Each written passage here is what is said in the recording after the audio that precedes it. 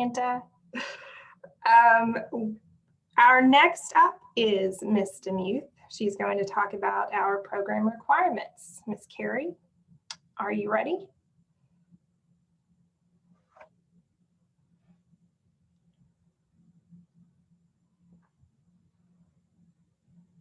I'm going to unmute you. Well, I wish I could. You're muted though, Carrie.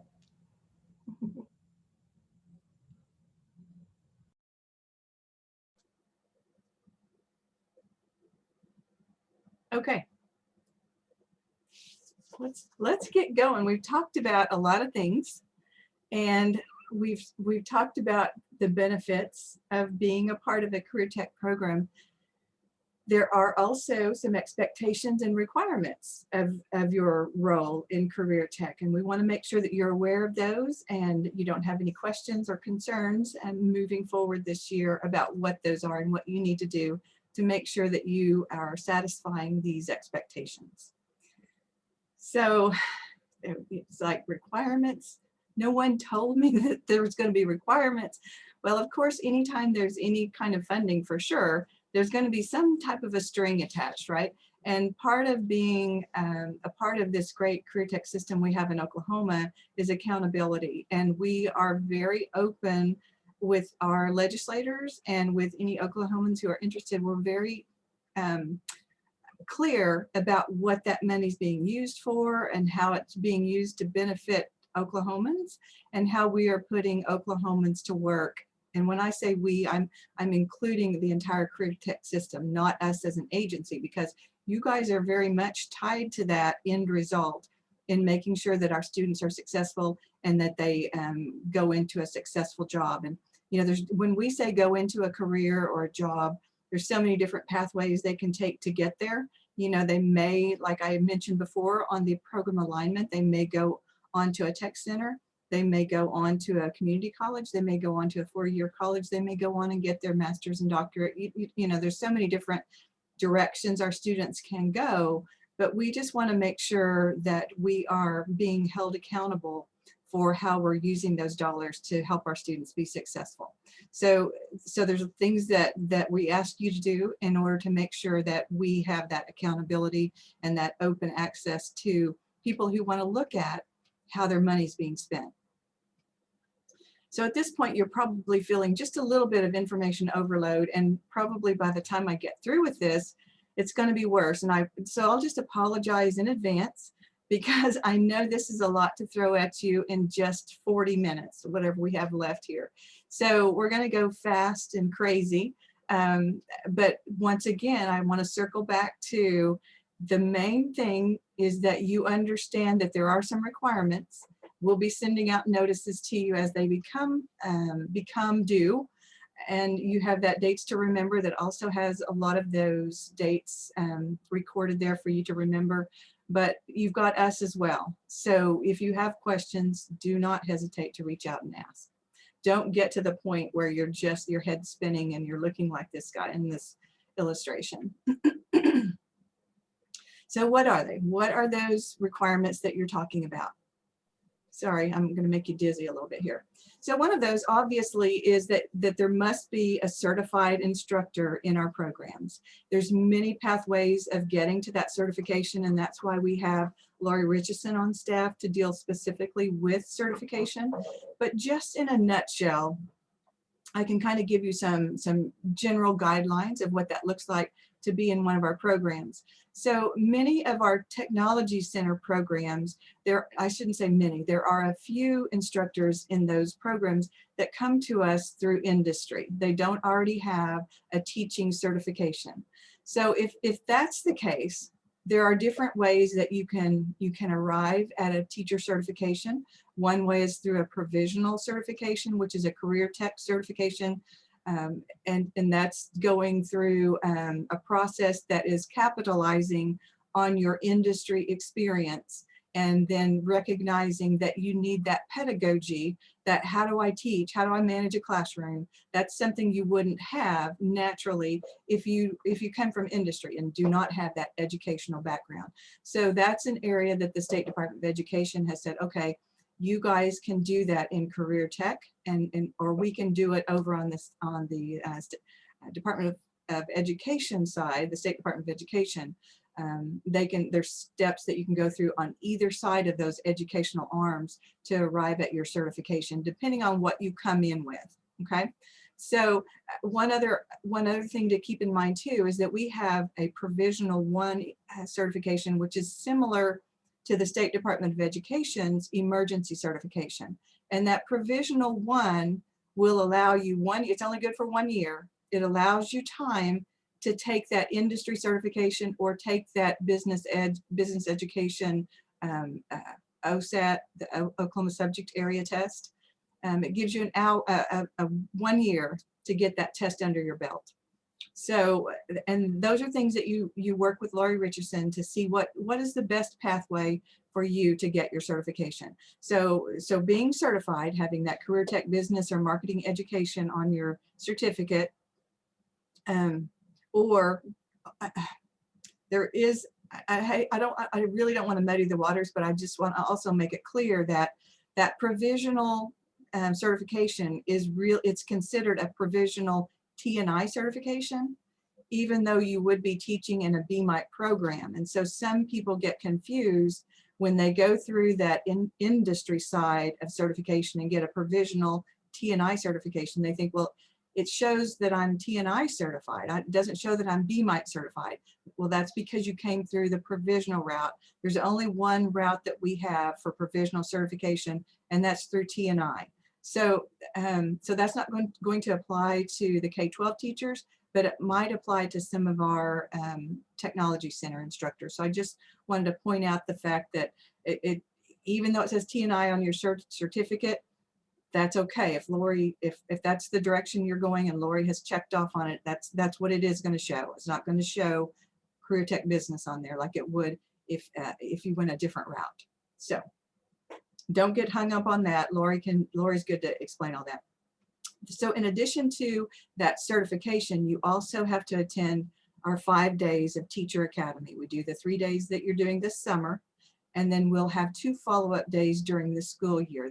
There will be one in September and one in January, and that information was on the Save the Date card that was in your registration packet. So you've got that information. You can get that put into your calendar so that you don't mess that up. Get your 5 days out of the way this year, and we check that off. You get we will send you a certificate. We'll send you a certificate of participation in the 5 days of Academy, but then we'll also send you a certificate saying that you have the Careertech business endorsement to teach in our programs. Okay. So moving on. So we operate under what is called the Oklahoma Administrative Code, the Rules for Career and Technology Education. We have a published book that comes out every September, but we also have it available online. So at the bottom of this screen, you'll notice there's a link, and that link takes you to those actual rules.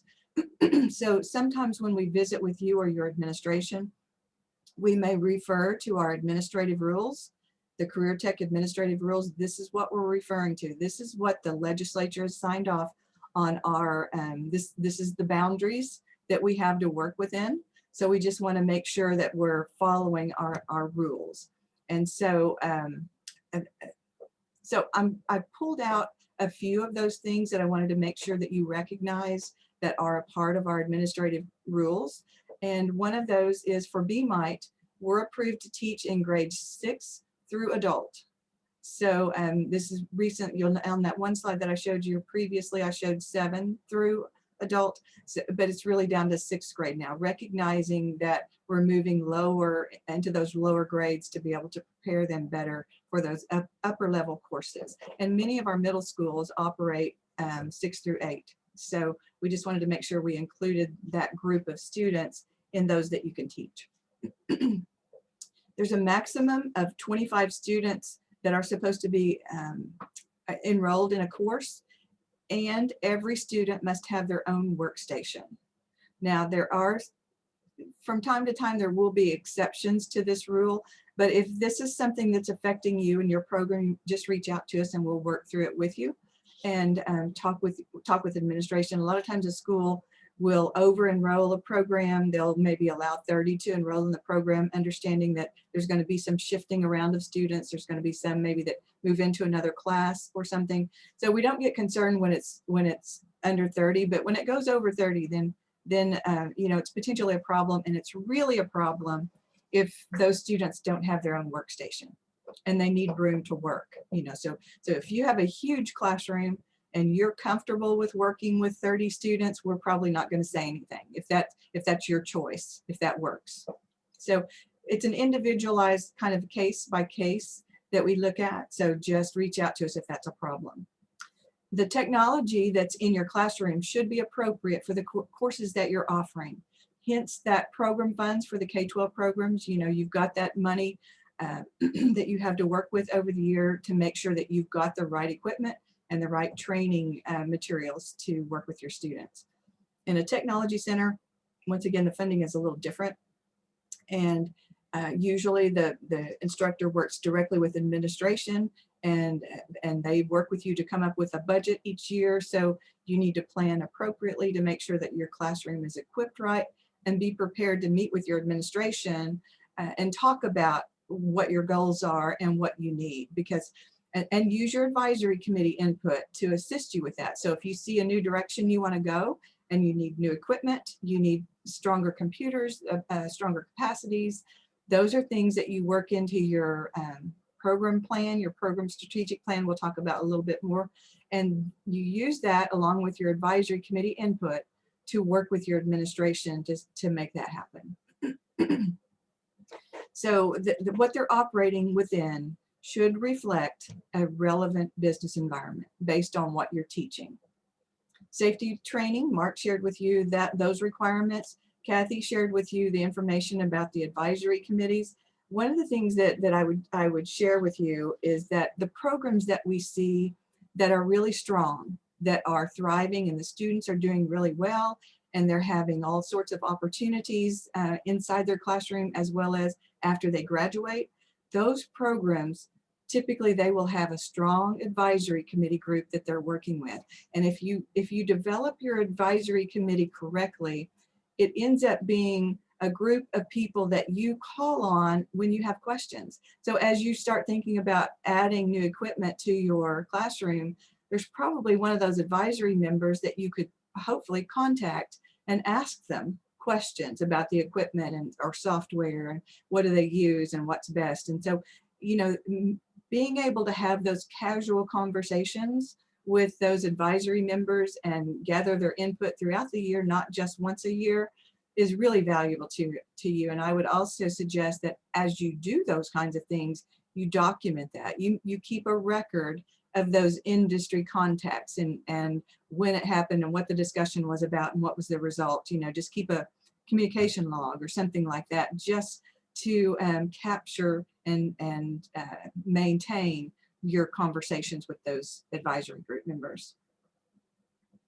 For K-12 programs, a full-time program is considered a program where you're teaching, if it's a 7-period day, that means you would be teaching 6 approved BMITE courses with 1 planning period. Some schools have 8-period days now, so there's a little flexibility there. Some schools have a 6-period day. That would mean 5 BMITE courses with 1 planning period.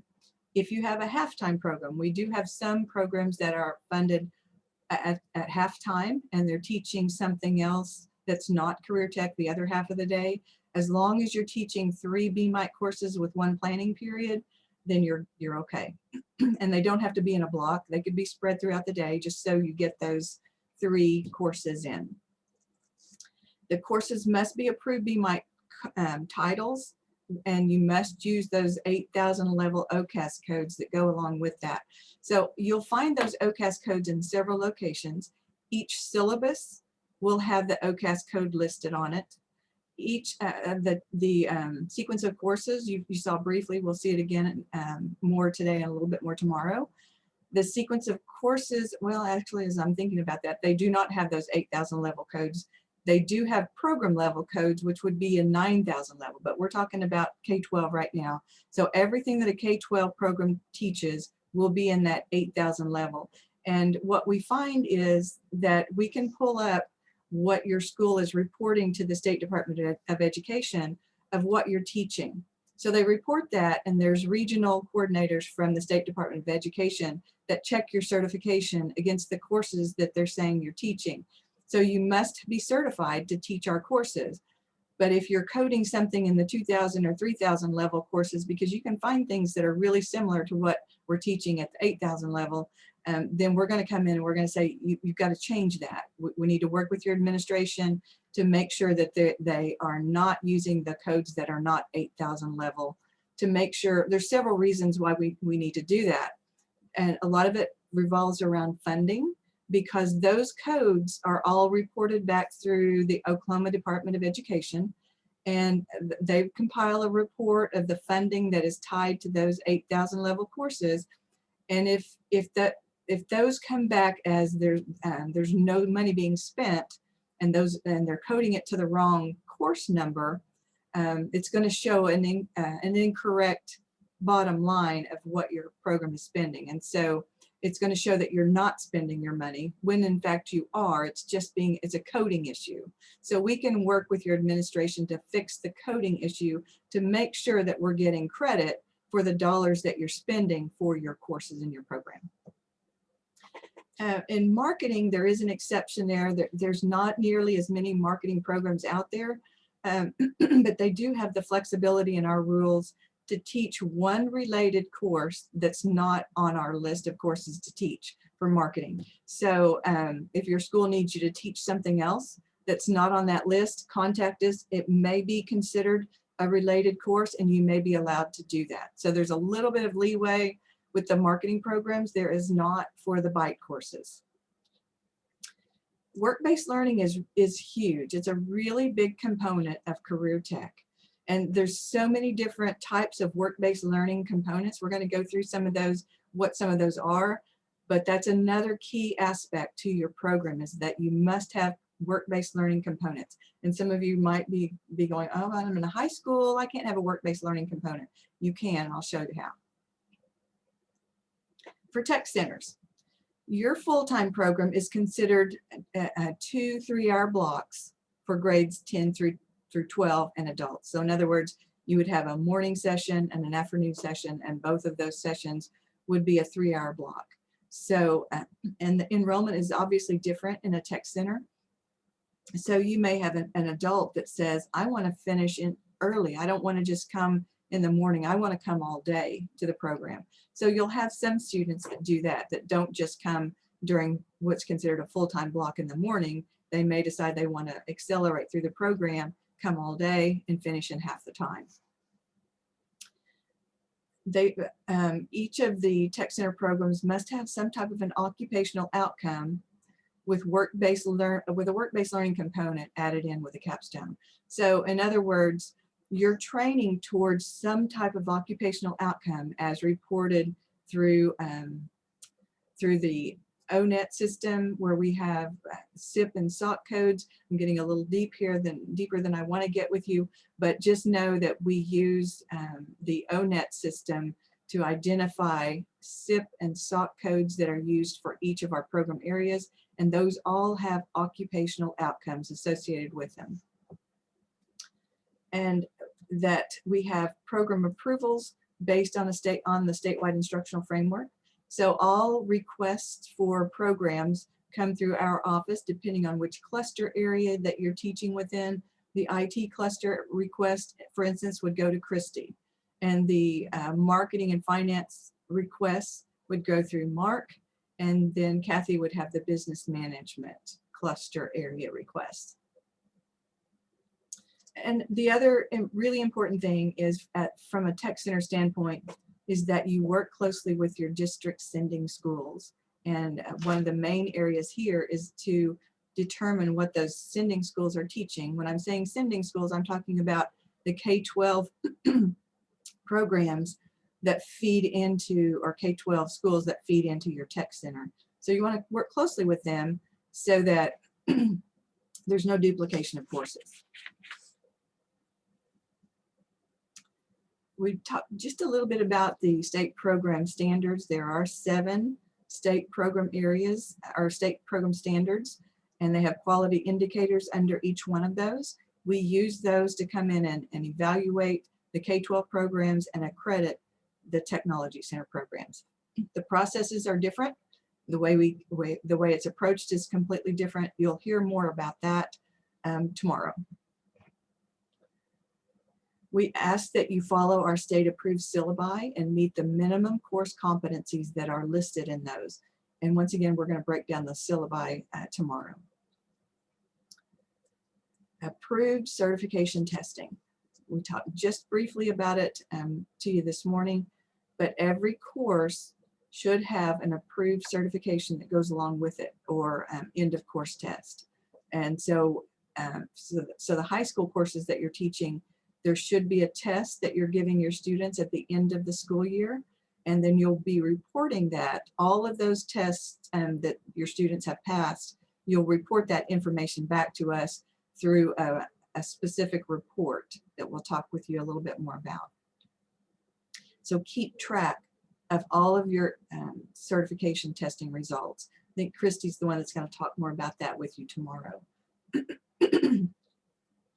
And then your BPA or DECA chapter must be in good standing. And what does that mean? That means that there's no overdue payments, outstanding payments that have not been made, and your students are actively participating at the state, at least the state level, local and state. It's co-curricular, not extracurricular. I want to say that again. This is so important. BPA and DECA is co-curricular. It's not extracurricular. It's not considered like basketball or being on the volleyball team or whatever. This is considered co-curricular. What that means is that you are integrating BPA and DECA into your classroom every day. I mean, you don't have to do something specific to BPA every day, but you do need to integrate it regularly into your classroom. And what we recommend is that you bring in all of those. When they come into your classroom, they are considered a member of your local BPA or DECA chapter.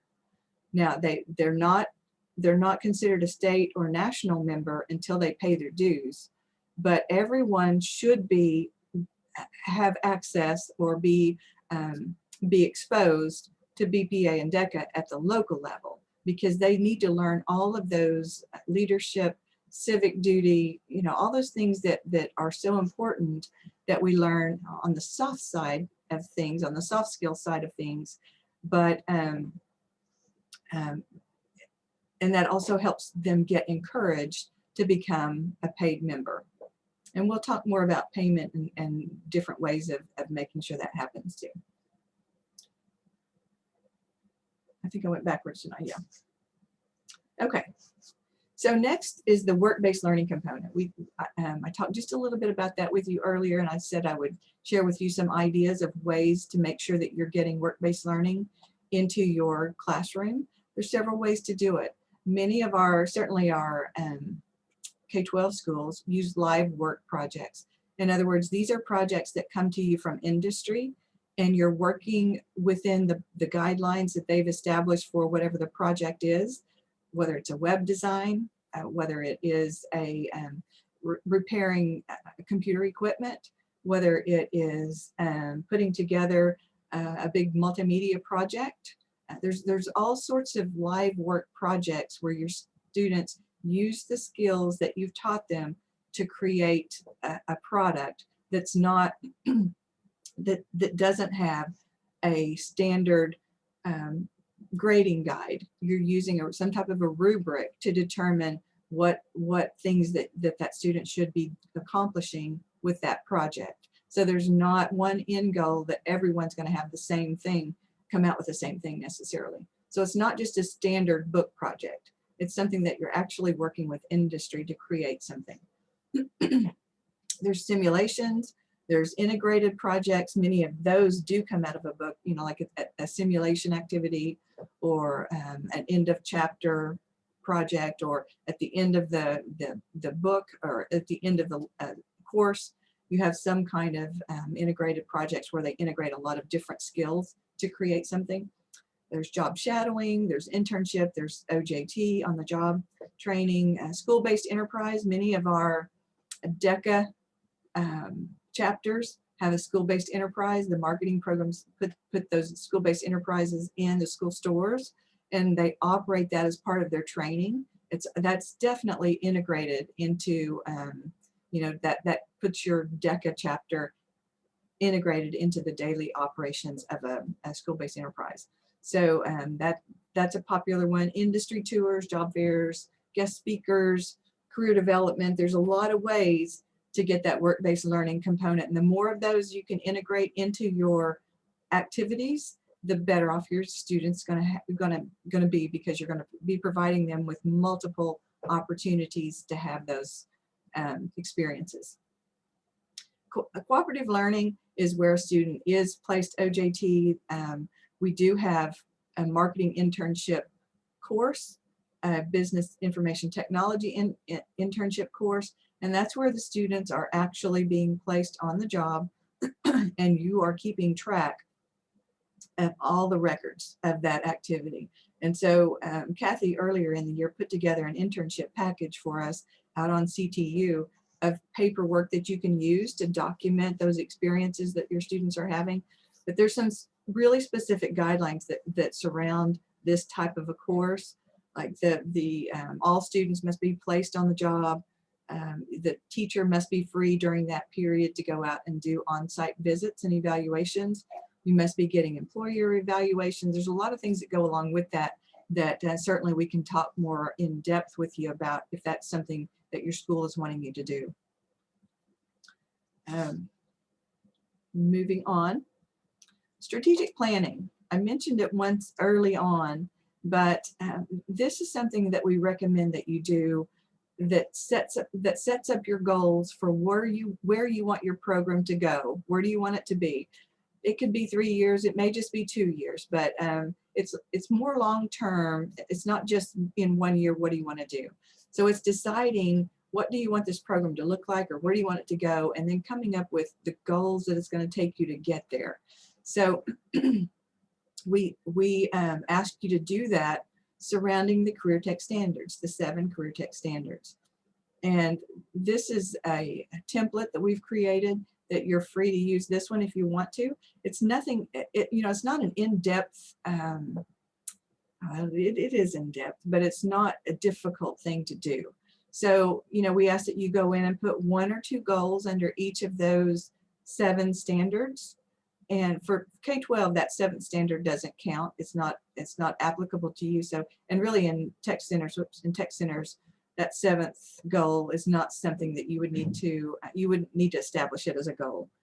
You would just use the 6th. So I should have made that clearer. So you would only set goals around the first 6 standards and just do 1 or 2.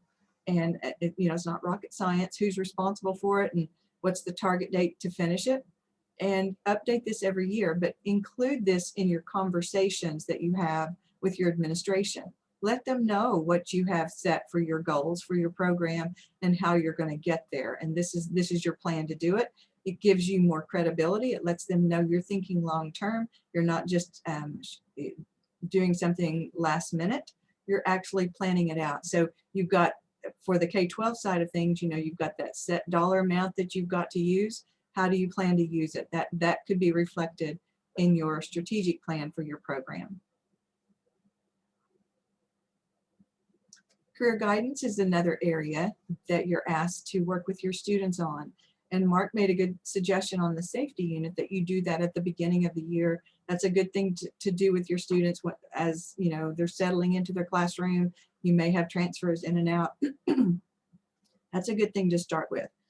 Career guidance would be another good area to start with, but you also want to incorporate it in throughout the year and update their plans. What do they want to do? And so you're looking at them with aligning their program. You know, if they're in the high school, is there anything in the middle school that would be a prerequisite or that you would like them to have before they come to you in the high school? And then after they go to high school, you need to be able to show what are some 13th and 14th year outcomes that your students could expect if they go through your program. This is where some teachers get hung up, and we can certainly sit down and work with you on helping develop this one. Excuse me, my throat's tickling again. Sorry. So we suggest part of this is using OK Career Guide. That's a great opportunity for you to use with your students in the classroom to focus on what their goals are. Now, many of your students will come to you and they'll say, well, I don't want to do this. I'm just taking this because I need that computer science credit. I'm not planning to go on into this area. You still need to show them what their options are, because how many kids change their mind? All of them? I mean, really. Excuse me. So they need to have heard from you if they're interested in this now or even later. Here would be some options for them to go get more of this type of training if this is what they're interested in. Professional development, we've talked about Oklahoma Summit. That's one of the things we ask you to do. We also ask you to do whatever you can to remain relevant in your instructional area. So whether that's through the Master Educator that we shared with you earlier, the professional development opportunities that we send out to you, and certainly in Oklahoma Summit. We have a professional development plan template. Many schools have their own that they want you to put in your professional development goals there. What I would tell you is you could actually put this in your program strategic plan if you wanted to, and you wouldn't have to do both. Excuse me. But it's basically looking at where do you need to go to get certified? What steps do you need to take to get your certification or to get up to date on whatever you're teaching? And this just helps you map it out. And then PLN, the Professional Learning Network. What sites do you follow? What blogs do you follow? Hopefully you're following us. Hopefully you will be following our social media. You'll follow our Monday Madness. But what blog sites do you follow? What industry experts do you follow? Maybe they've got, maybe there's a website out there that helps you stay up to date. Maybe it's through Twitter. Maybe there's someone on Twitter that you follow. One of the things, if you're on Facebook, that I would suggest you think about is there's a business educator group that's really good. Kristi, what is the name of that one? Is it just business educators? Yes. It's not just Oklahoma, but it's just business educators. They share so much good stuff on that location. You have to get approved, of course, to get added in, but they have some really good resources and ideas, teaching ideas. I mean, you can throw a question out there and you'll get a ton of responses with lots of resources. So those are the kind of things that we suggest that you look at. How do you stay up to date? What are those people, things that you follow to stay up to date? This is just an example of a professional development plan template. This is the one that we have that I had linked that's out on CTU. You're welcome to use this if you want to. Or like I said, if you wanted to try to incorporate this into your strategic plan, you could do it that way if you wanted to. Okay, we do collect data. We collect quite a bit of data. And this is really important, especially to Dr. Mack, as she fights for Oklahoma Career Tech dollars and making sure that they see the what kind of a bang for their buck they're getting in investing in career tech. So all of these reports that we do, they're not meant to be torture devices. They are meant to help us tell our story better and be open and transparent of the effect that we have on Oklahomans. So one of the first things that we do for K-12 programs is that 412 expenditure report. We ask, that's one that you actually mail in to Pam, and you work with your business manager or whoever handles all of your accounting for your school. That's the person that you would go to, and you would ask them to send you a copy of your 412 expenditure report, a detailed report that shows how your money was spent. And so we asked for that on September 1st for the previous year. So you'll be getting that. That will be one of the first things we ask you to send us. is, and there's no way for you to pull it. You've got to work with your business manager to get them to pull that report, and then you send it to Pam. And we can work with that person. If they don't know what you're talking about, if you can't explain it to them, they don't know what you're talking about, we can work with them. Pam's really good to lead them through that. And then we do a salary and teaching report that's due by September the 30th. And that's where you go in and you report every class that you're teaching and how many students are in there. And you know, you have to account for your whole day. When's your planning period? When's your lunch period? What time do you start? What time do you end? You know, all those classes have to be put into this report. This one doesn't take you too long. You just gather that information prior to starting that report and then submit it.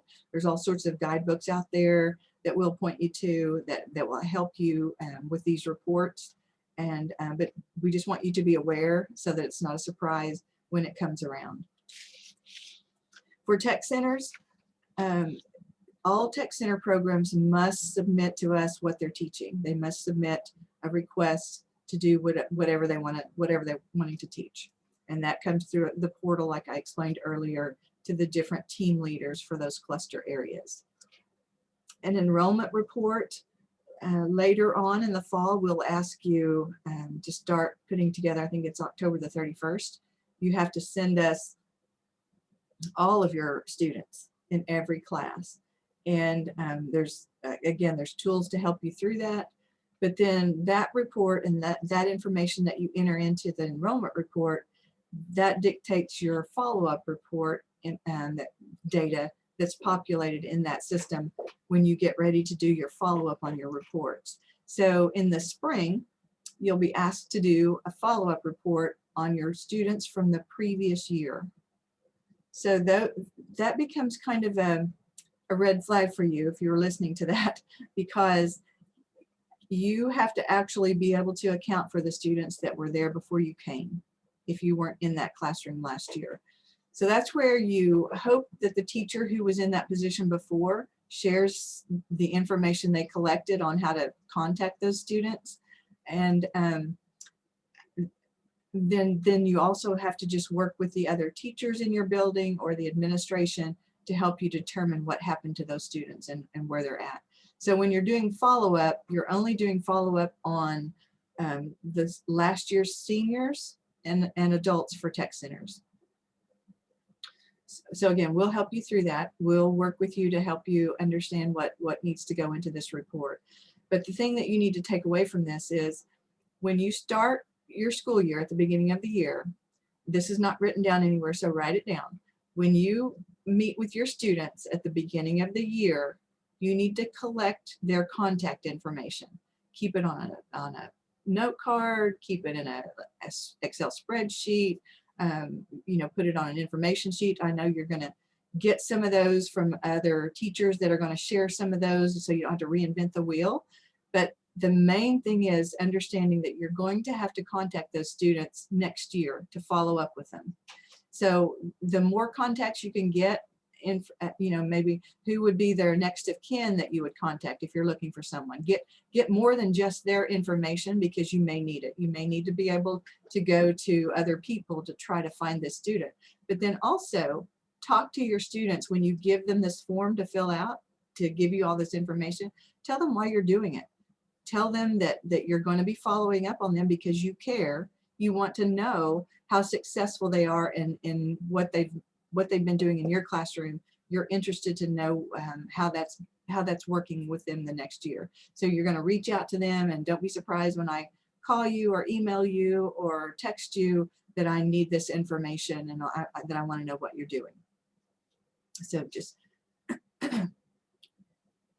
let's see, and then the last one, community service hours and contributions. So as you do community service, which is something that you'll have to do with your BPA or DECA chapter, what are the community service activities that you're doing? Keep those hours. So if you have 8 students that went out and did cleaned up the highways, they did a road cleanup or whatever, and it took each of those students worked for an hour, that would be 8 hours that you would keep for community service. So we'll come back in the fall. like late April, I believe, May the 1st may be the deadline for that, and ask you to complete a form of how many community service hours you did, and if you did any kind of in-kind contributions. In other words, maybe you did a food drive and you were collecting canned goods. So just an estimate, you don't have to get exact, just a rounded estimate of how much you collected in those for that food drive. Or maybe you collected coats for the to keep warm in the winter. What would be an estimate of how much you collected? So so we're asking for totals. We're not asking you to itemize individuals, how long they all spent, but just tell us as a general total, how many hours did your program spend doing community service or in-kind contributions? So I think there's a question in the chat. Looks like it's just to me. So so just to double check, we follow up with the students that graduated last year or students that were enrolled last year. For example, would we follow up with juniors we had as sophomores the previous year? So great question. So when you're doing follow-up, you only follow up on last year's seniors if you're in a high school. If you're in a tech center, it would be last year's seniors and the adults. So you wouldn't follow up on your juniors from last year, just the seniors from last year. Now, as far as reporting tests, though, we're going to ask you to send us all your tests, all the students that passed a certification test or that end of instruction test. We're going to ask you to send that information to us. So you'll want to keep those records. So Todd, does that help? Does that answer? No, that was Chris. I'm sorry. So, and another one in the chat that's just to me, but I thought you guys might benefit from this as well. He says, I printed out all of the students' records and grades and certifications obtained and made a notebook of all the students. That's a great idea. Great way to keep it. One of the ways that we suggest is that you keep all your student testing results in a spreadsheet. Keep one tab for each year. And I think Kristi may be developing a sample that she'll share out with you at some point. And you can use that or you can create your own, but just a way to make sure that you've got that information. And you as new teachers can appreciate how big of a deal that would be if a teacher kept really good records that left from last year so that they could just hand you that information and you would be able to then take it and transfer it into those reports without any research at all. You could just have it all ready to go. So be that teacher that wants to help the next teacher that comes along behind you and keep good records for them. Good questions. Okay, so most of those reports that you do will be through what we call CTIMS. It's our Careertech Information Management System.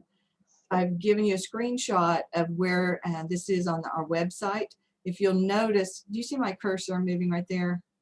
Okay, so this is actually a drop down for CTIMS, and this is where that's where I'm at right now, is in CTIMS.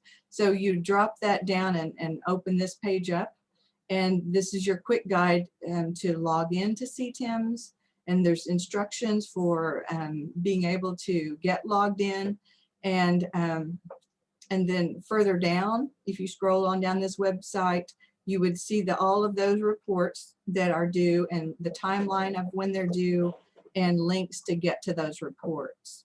So, and guidebooks. There's all kinds of technical guidebooks that are illustrated. Click here, point here, type here. So, and our CTIMS support is really good. So typically we do what we can to help you, but if you're having trouble, ultimately you may end up, or most likely will end up talking with CTIMS support. And they're all really helpful and really good to be patient, because sometimes this can be really stressful trying to get all this information in by the deadline. So this is just kind of a little bit more information about the CTIMS support. This is the email address that you would send it to. There's also, I don't know, there's like 4 of them that are supporting that, that email right now. And if you forget your password, they can help you with that as well. And also I put a link in here to they've got a guidebook that helps you when you're setting up your account and getting ready to manage your account, this handbook will help you with that. So in the chat area, can you name 2 requirements that your Careertech program has that we talked about today? What are 2 requirements that you're going to be expected to fulfill for in your program?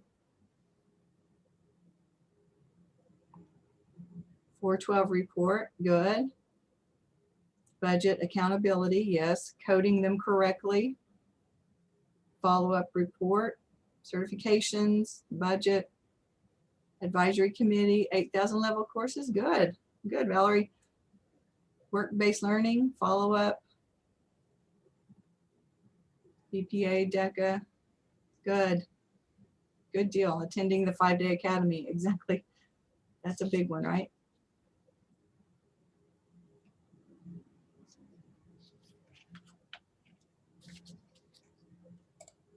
Okay, any questions?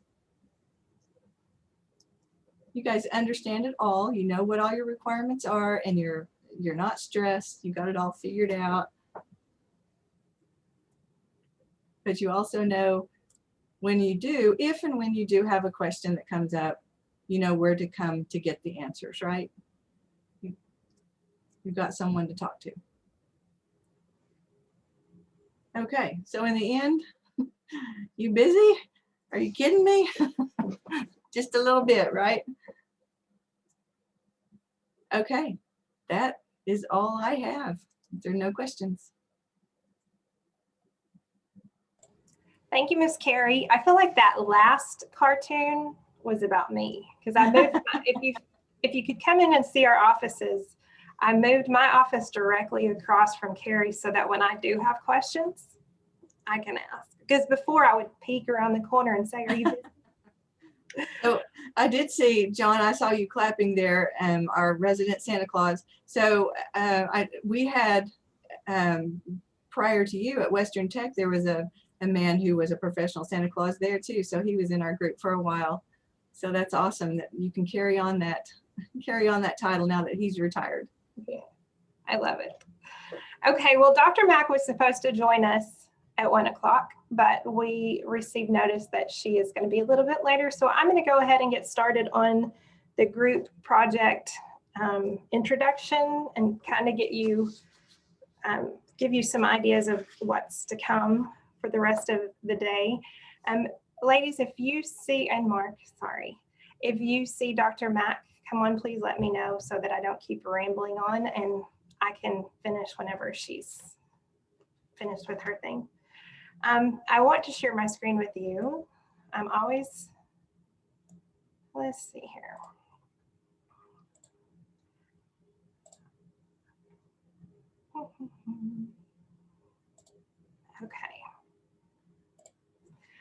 Okay, this is my screen. I'm showing you where I am logged into CTU, and I'm in the BMITE Teacher Academy 2021 group. And what we're going to do is you are going to be placed into small groups of, we tried to make it to where you have about 7 people in your group. There are some that are not attending today. So your group may have, anywhere from 5 to 7 people. What we want you to do is if you need to go back and find this information, I wanted to scroll down and there it is. So you will click on group project instructions. I already have that here. So here's what we're doing. In these small groups, you're going to develop a type of commercial. It's going to help you promote your student organization. So you will decide in your group, all the groups have been randomly selected. So I don't know that they put you in DECA or BPA. I think you're just all together, correct, Paxton? Yes, okay. So you will decide which Careertech student organization you're going to promote. And then you're going to use your creative methods to create your commercial. A lot of times we forget that promoting or marketing our program isn't only something that our marketing departments or counselors do, but it's something we as instructors have to do. And whether you put posters out around the school, have your students, I know we used to have students put BPA or DECA things on lockers of students that were active in those organizations, and it just helps you get your name out. So what we want you to do today or this week is to create some type of commercial, a 30 to 60 second video commercial. And when you present that on Thursday, you'll have someone introduce it, a 1 to 3 minute intro to the video. There's a rubric at the end of this so you can kind of see what we're looking for. Because we're teachers, we use rubrics, huh? And then these are just some ideas of ways to record your video. Now, there are several other things that we have not thought of to put on this list. I know TikTok is another one. You create your video. Once we hear from Dr. Mack, we will place you in your group. We'll give you about an hour to work on that while we're here. Once you're through working in your group for that hour, we'll come back together.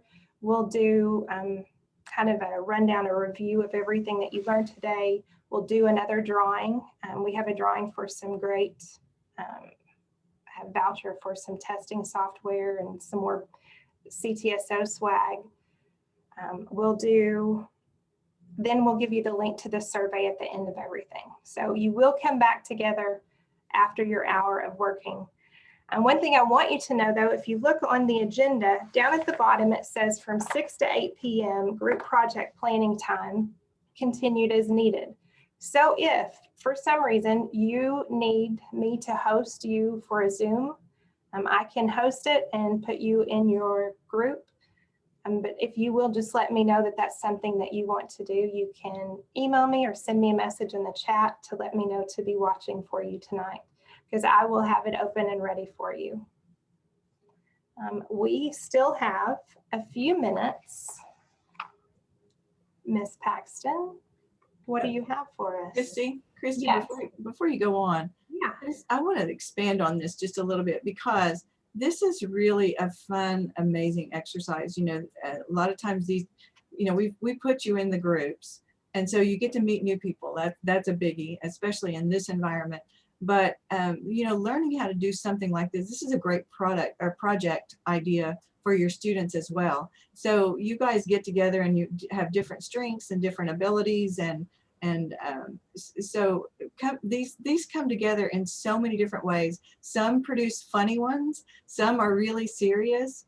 They're pretty amazing, and we save these out on our YouTube channel. And I don't think we've even talked about our YouTube channel, which is another huge resource to you. You know, as we've put together, there are different things that could be recorded, and we put them out on a channel. So that's where all of these videos that we're doing over the next 3 days, they'll be out on our YouTube channel, and we'll get you out there to see those. But I mean, like last year, we had one of them did the lion,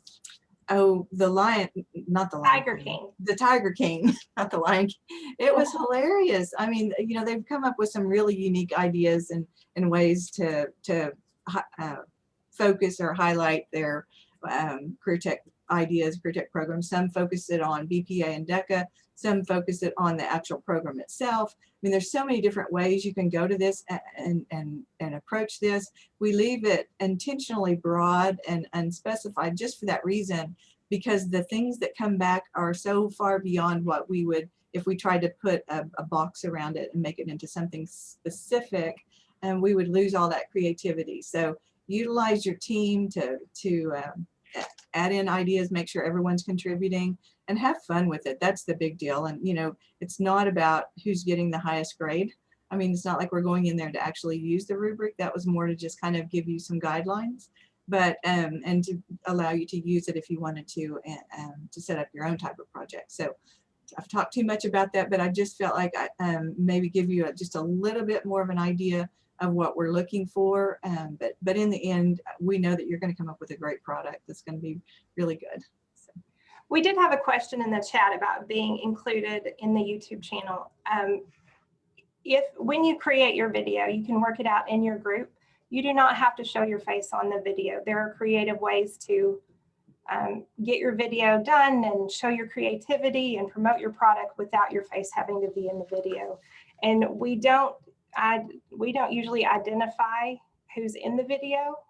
It's just you create your team name when you go into your group, and that's how you're identified, as your team name.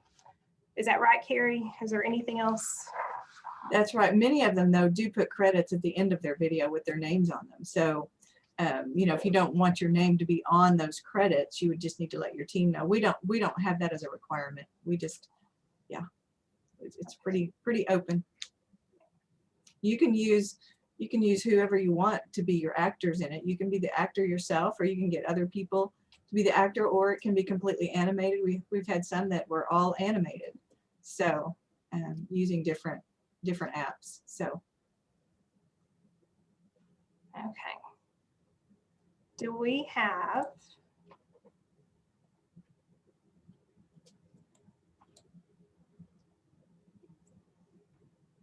Paxton? What about, or Paxton left me.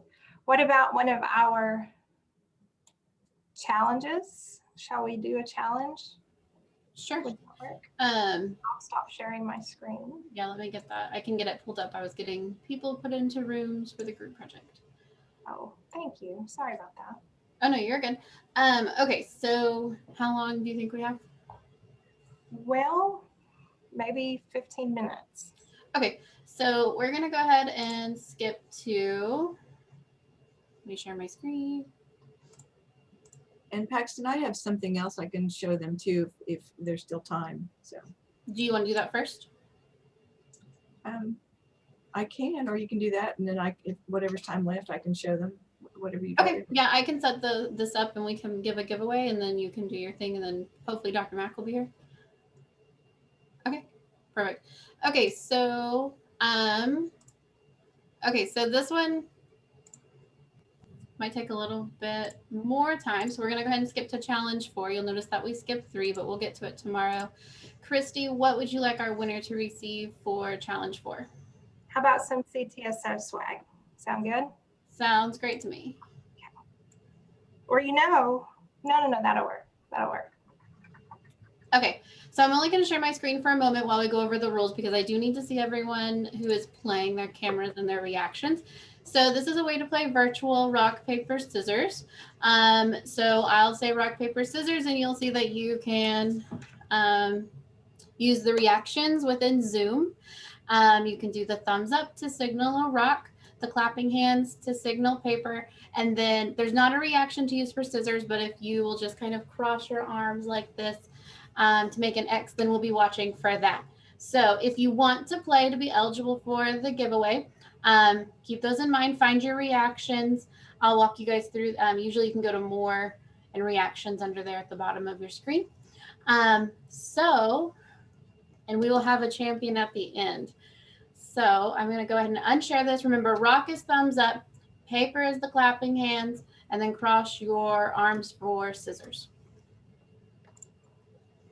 Again, this is something that you could play with your classes.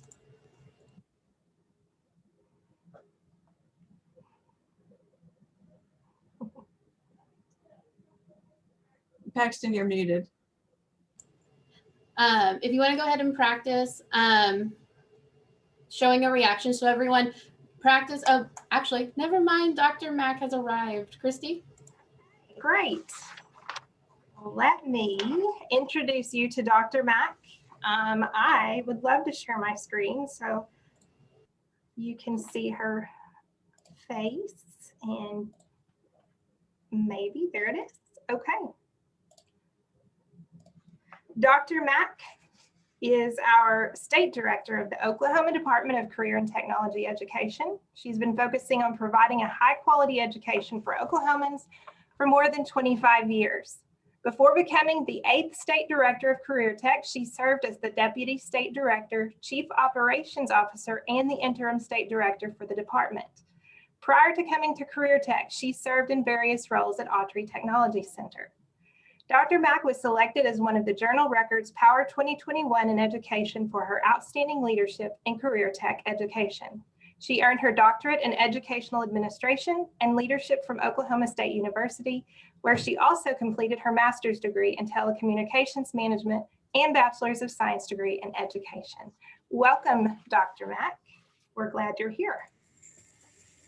Thank you very much for having me. And I love that background. What I would like to be transported to that beach.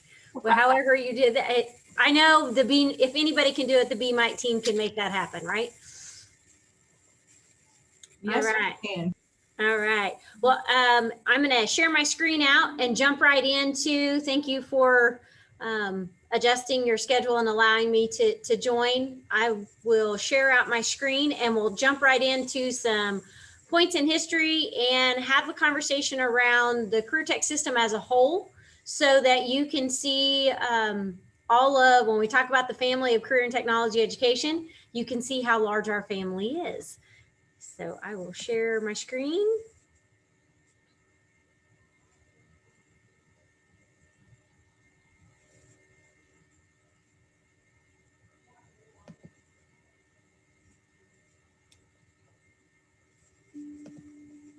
Do I have access to share my screen, Kristen? Let's make you a host. Maybe that will. Oh, can we do that, Paxton? I just made her a co-host. Thank you. You should have all the access now. Awesome. Now maybe with all of us together, we'll go to that beach. There you go. All right. So in the conversation around history and how we get to work in Oklahoma Career Tech, I want to touch on that a little bit and then leave some time for any questions that you might have as we,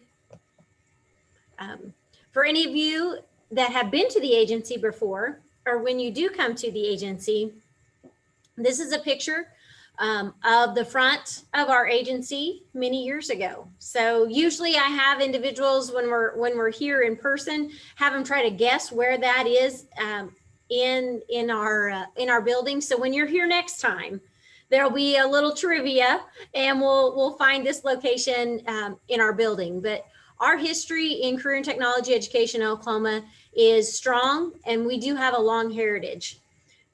All of the conversation around CTE history in 1917, of course, the signing of the Smith-Hughes Act is where it all began.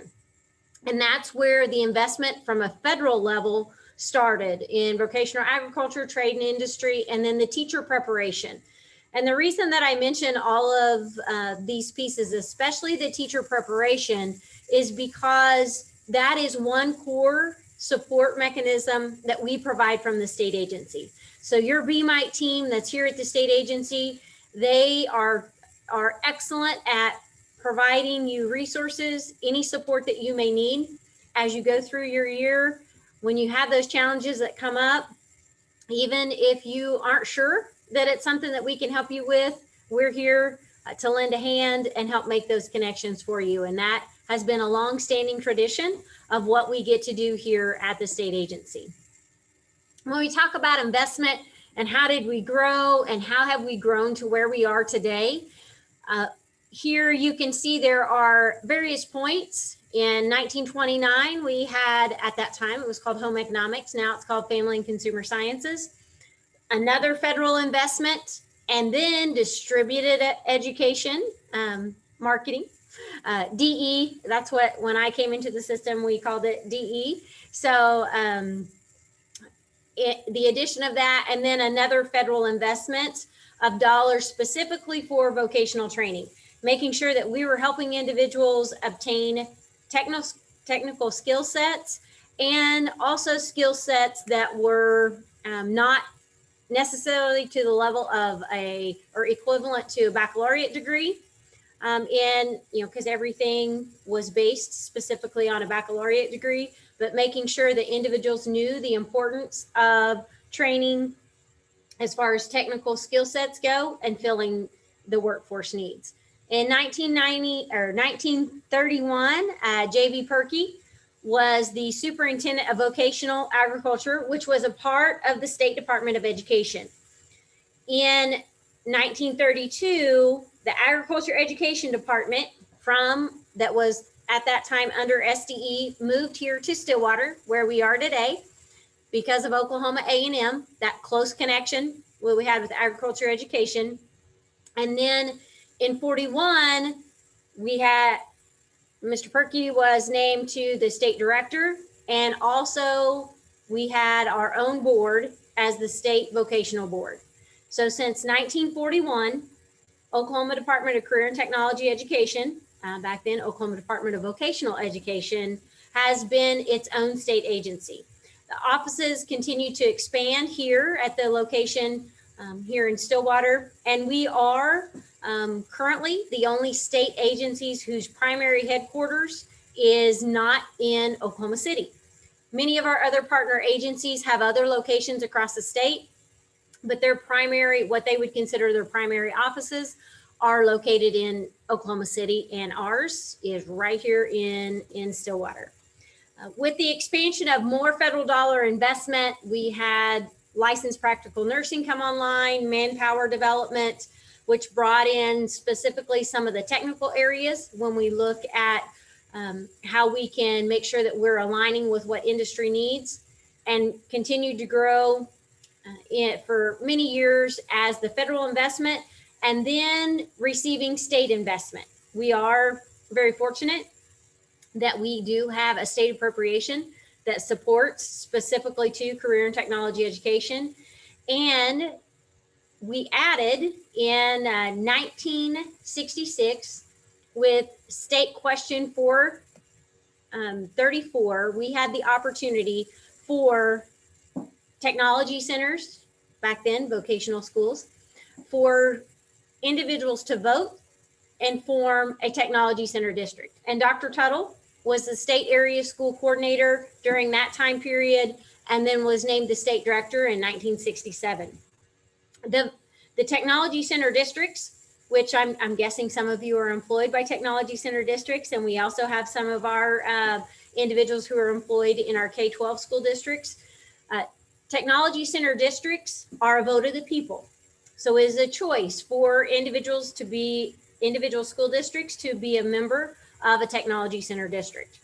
One of the questions I always ask, can anyone tell me what the first independent technology center district was? What school was that? If you just want to fill up the chat with your answers. Or anyone want to like shout it out? Oh, I see. Now let me get the chat up here.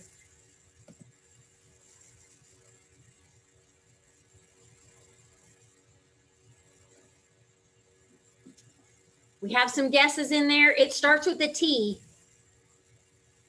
and it's not Tulsa Tech. Is that a good hint? So the first technology center district was Tri-County Technology Center. And Tri-County, we have 28 independent technology center districts and 1 dependent. So we have 29 districts that function as a technology center. Our one dependent technology center district is Middale. Their local board for the technology center is the same board that governs Middale Public Schools. Easy for me to say, right? And so as we continue to grow the technology centers, that was in 1967, 1966, the vote, and then the first technology centers came on board in 67. Another piece that we get to do in Oklahoma is provide training specifically to individuals who are currently incarcerated. So in 1971, state legislation allowed for us to have programs behind prison walls, which we call our skill centers system. So here at the state agency, we run our own school system, just like a technology center. Our students are individuals who are either in the custody of Department of Corrections or the Office of Juvenile Affairs. We do have some programs. We work directly with community corrections, but we offer training programs to individuals who are towards the end of their sentence within the Department of Corrections, so that they, when they have an opportunity to return to our communities, they have an industry credential. We help them with placement, and make sure that we lower the risk of them returning back to the Department of Corrections. So just as you will get to, as an instructor, you'll follow up on your students on placement, those particular things. We do the same thing with our students that go through the Skill Center system as well. And you can see here, this was our automotive classroom in 1971. We still have an automotive classroom. We have updated it from this picture right here. But as you will see in your technology centers, if you see a welding classroom, automotive classroom, construction, manufacturing, that's what our classrooms emulate within the correctional facility. We've, as was stated, Kristi stated that I was the 8th state director. So here are, I already mentioned JB Perkey and Dr. Tuttle, and here are the other state directors who we have had at Oklahoma Career Tech, and I am very blessed to get to be the 8th state director. In 2000, we did have a name change. We went from Oklahoma Department of Vocational Education to Oklahoma Department of Career and Technology Education. And so we have carried that. It seems just like a short 21 years. We could celebrate our 21st birthday this year of our name change. Because in 2000, we did change our name to Career and Technology Education. Kind of a structure of how I talked about the technology centers having their own board. We know that K-12 schools have their own boards as well. Here at the state agency, we have our own state board. So from the time period of JB Perkey to 2003, it was a 13-member board. And then that did change in 2003 to a 9-member board. So the state director position is hired by the board. The board members consist of our 5 congressional districts. There is a representative from all of the districts, 1 member at large, and then we have 2 board members that we share with the State Board of Education. So we have 2 members that also sit on the State Board of Education. And then by statutory requirement, the elected official as State Superintendent of Public Instruction serves as the chair. All of the members, except for the state elected position of public instruction, are appointed by the governor. And they do require Senate confirmation. So that is what our board is made of. There are requirements to serve as a board member. You must be serving in a capacity within a company or organization to where you have the authority, HR authority, whether you hire personnel, those particular things, so that you understand the needs of workforce. And so that is one of the additions that was made to our board, were those requirements added. And our mission since 2005, we've been carrying out that mission, preparing Oklahomans to succeed in the workplace, in education, and in life. As you can see with our new updated logo, and when you have an opportunity to come here to the agency, you will see the logo. Our signs have been updated, and throughout our building, we are updating to the new logo that the Lieutenant Governor and the branding group with many professionals across the state. This is the new state logo, and so you will see that throughout our materials as well. To meet our mission and our vision, it's based on 4 primary goals: educational attainment, career awareness, through our partnerships, business and education partnerships, and our agency operations. Making sure that we are measuring those, evaluating what they are, and how do we move those forward. All the various areas that we get to serve, we do at any given time. If you look at the numbers of how many enrollments that we have during fiscal year 20, we did have about 455,000. Prior to COVID, we served well over 500,000 enrollments each year. Last year, with the closing of the schools and closing of sites for a 3 to 4 month period, that did directly impact our enrollments. But in true Career Tech fashion, once things were able to move forward, there was not any delay in being able to serve our business clients. Many of them through that time period continue to serve business and industry, whether it would be on their site, online, serving our adults, making sure that we're making that happen. And then we continue to move forward in that space.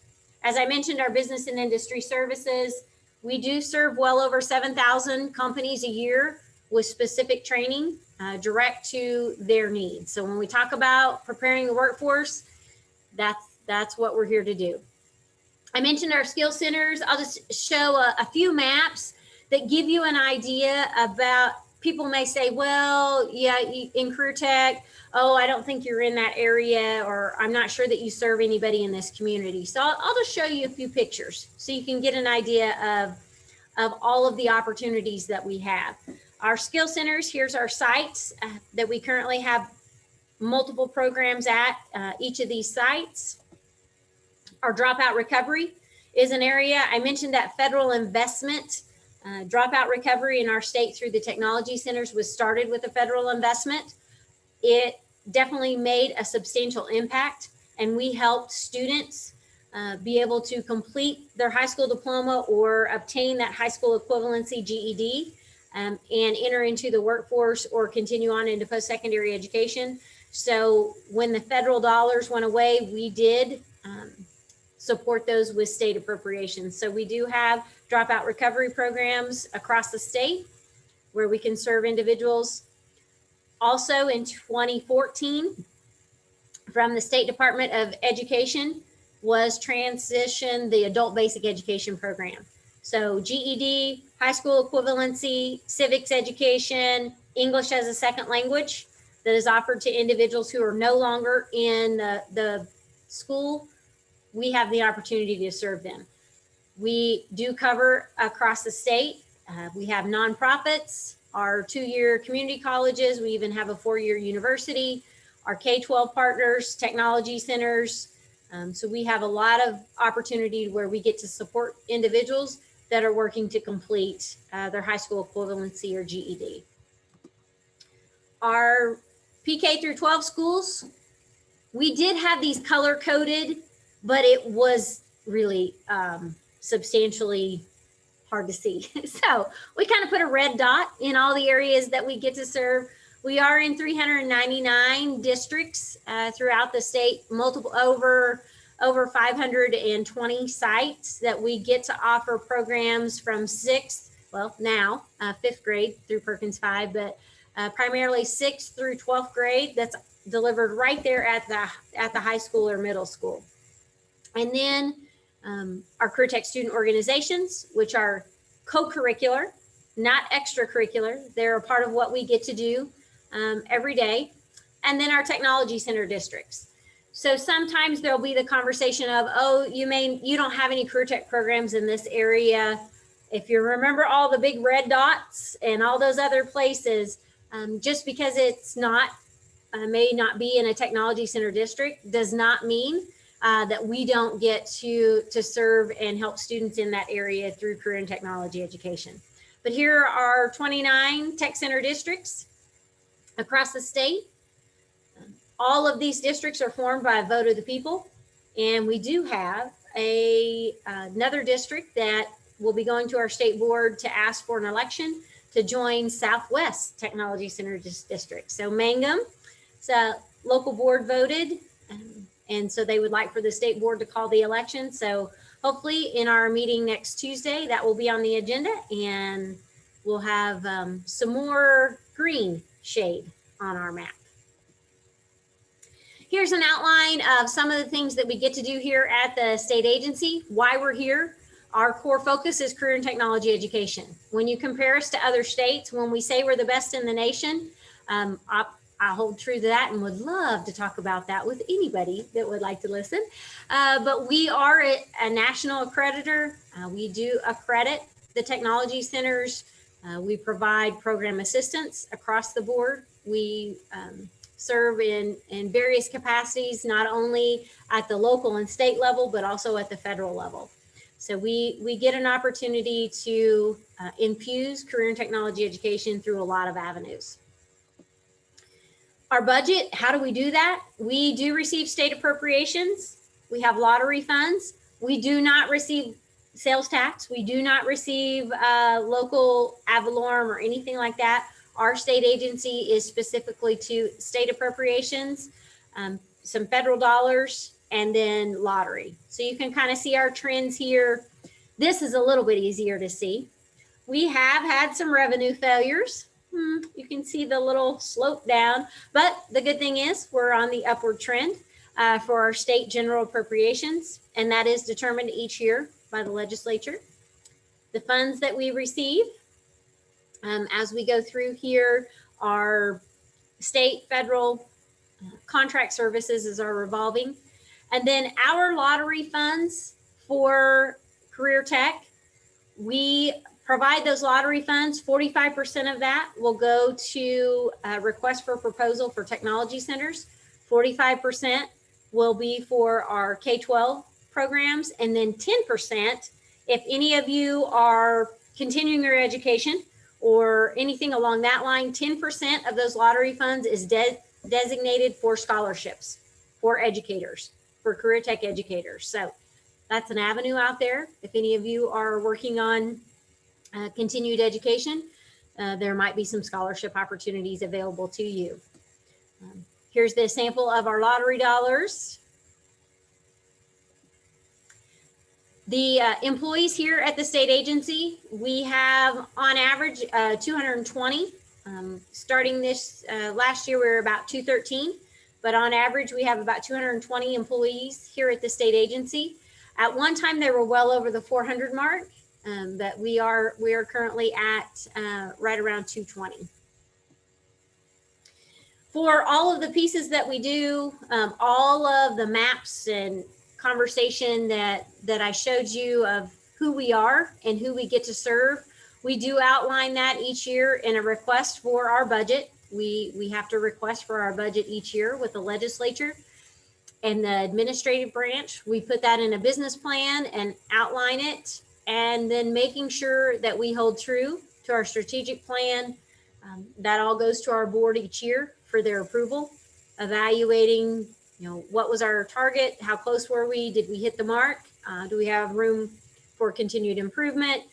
Do we need to adjust our goals? Those type of things. That is a continual conversation for us in making sure that the foundation that Oklahoma Careertech was started on, that we continue to build upon it and only make that foundation stronger as we move forward. So with that, I'm happy to answer any questions that you might have.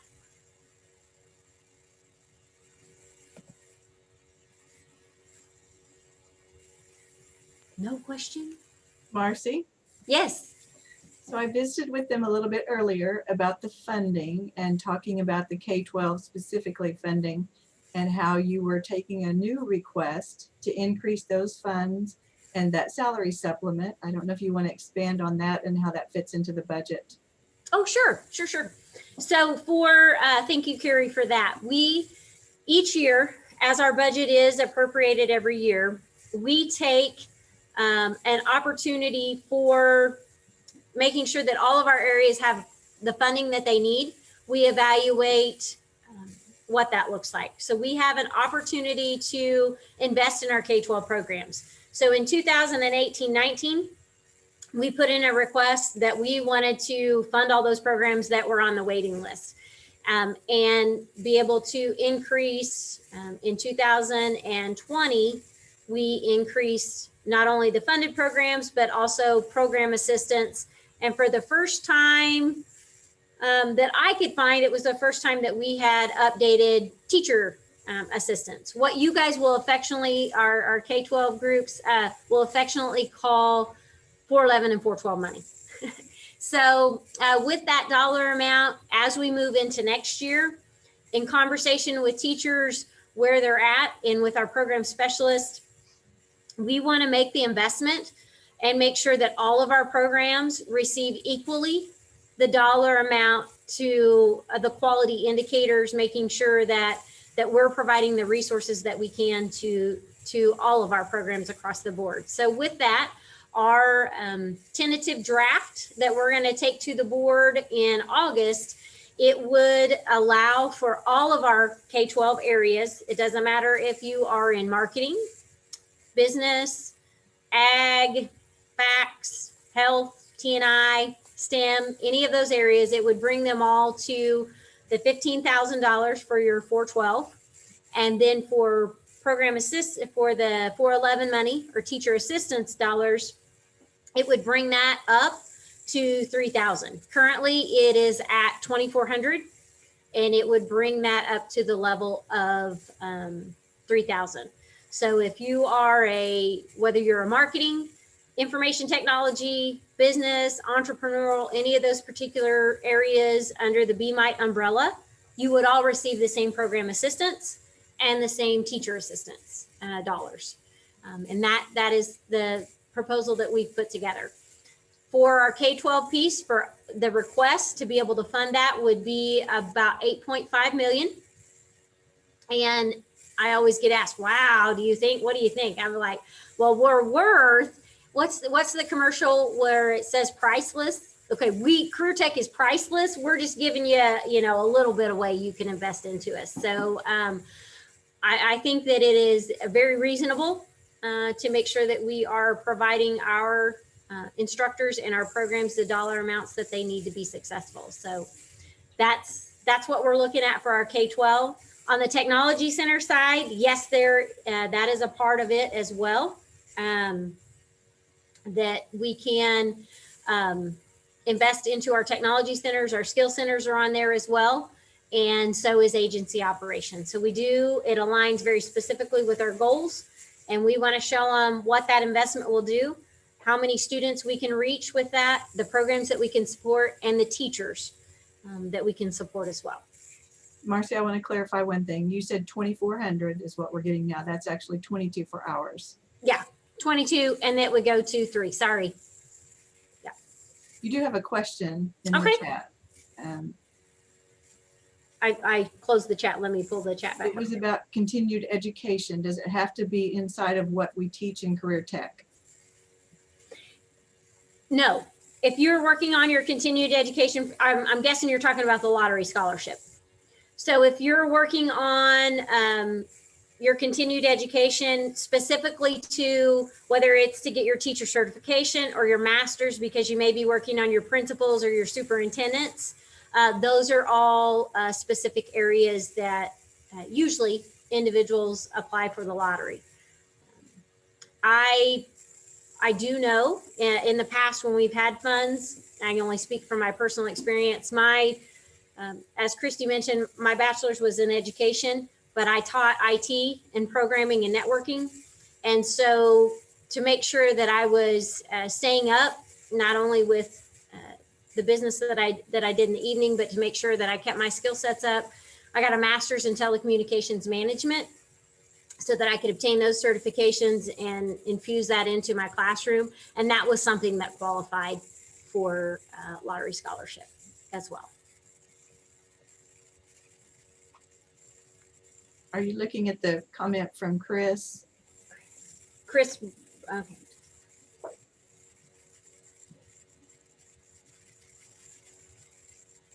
So Chris, your question on Moore Norman Technology Center District, Moore Norman Technology Center locations on the earlier map.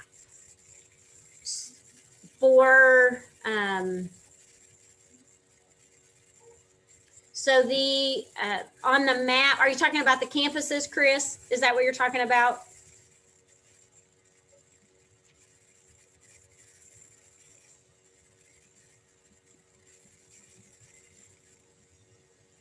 He said yes, Dr. Mack. Okay, so for it to be signified as a campus, it has 5 full-time programs at that location. So the Penn campus, unless there are 5 approved full-time, what we affectionately call full-time programs, it is listed as a site, but it would not be classified as a full campus. So that's the difference in maybe in that map. I'll go back and look at it to make sure I don't have it on there wrong. And then I'm not sure, there's a couple in there. Tyler's information that's in there. That's a special code. I was gonna say, I'm trying to program that backwards and I'm trying to see what that is. Tyler's just testing my knowledge is what he's doing, isn't it? I love that. I don't have my decoder ring on. So no. I have a feeling Tyler probably has a helper at his computer. Maybe. Oh, awesome. Well, I love the helper's language. We need to get those decoder rings and then we would know what that says. Oh, there you go. Morgan coded there in the. There, Morgan. Yeah. It's awesome. Awesome. Any other questions? Binary, yes.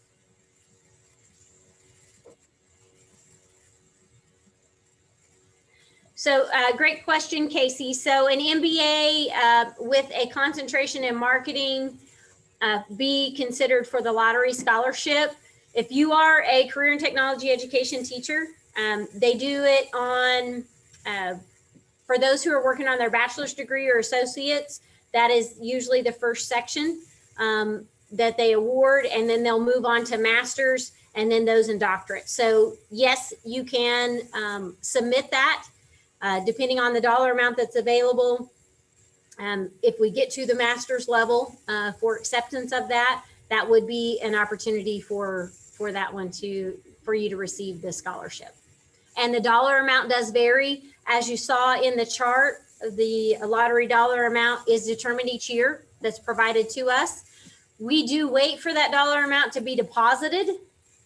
And so we offer that the year after. So when we receive the money or they indicate that we are going to receive the money, we wait until all of that is deposited, and then that is the dollar amount that we award. So it does vary. The dollar amount does vary from year to year.